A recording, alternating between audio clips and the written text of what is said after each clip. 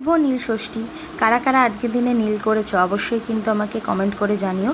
আজকে অনেকেই হয়তো নীল করো, তো অবশ্যই কিন্তু আমাকে কমেন্ট করে জানিও কারা কারা নীল করেছো। তো আজকে নীলের বাড়ি আমরাও সকালবেলা বেরিয়ে পড়েছিলাম। সকাল সকাল সকালবেলা ওই 12:30 পৌনে 1 নাগাদ টোটো করে বেরিয়ে পড়েছিলাম মন্দিরে বাবার মাথায় জল ঢালবো বলে। পৌঁছে দেখি বিশাল লম্বা লাইন। তো আমরা সেই লাইনে দাঁড়িয়ে পড়লাম।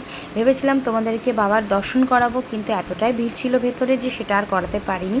তো ওই জন্য তারপর আমরা বাইরে এসে পুজো টুজো দিয়ে মোমবাতি ধূপ জ্বালিয়ে অঞ্জলিও দিয়ে নিয়েছিলাম। তো এই দেখো আমাদের মোটামুটি পুজো দেওয়া হয়ে গেছে, টিপও পড়া হয়ে গেছে, চরণামৃতও খাওয়া হয়ে গেছে। তো ভাবলাম তোমাদেরকে যেহেতু বললাম যে বাবার দর্শন করাবো, তো সেটা তো আর করাতে পারিনি, ওই জন্য বাড়িতে এসেই তোমাদের বাবার দর্শন করাচ্ছি। এবং আজকে কি সুন্দর করে আমাদের ঠাকুরঘরের সমস্ত ঠাকুরকে সাজানো হয়েছে দেখো, সেটা তোমাদের সাথে শেয়ার করলাম। আশা করি তোমাদের ভালো লাগবে। তো অবশ্যই কিন্তু কমেন্ট করে জানাবে তোমরা আজকে কে কে নীল করেছো এবং কারা কারা এরকম সুন্দর করে ঠাকুরঘর সাজাও। তো বিকেলবেলা আমরা একটু ঘুরতে বেরিয়ে পড়েছিলাম। এদিক ওদিক ঘোরাঘুরি করে যখন বাড়ি ফিরছি সে যে কি জ্যাম কি বলবো।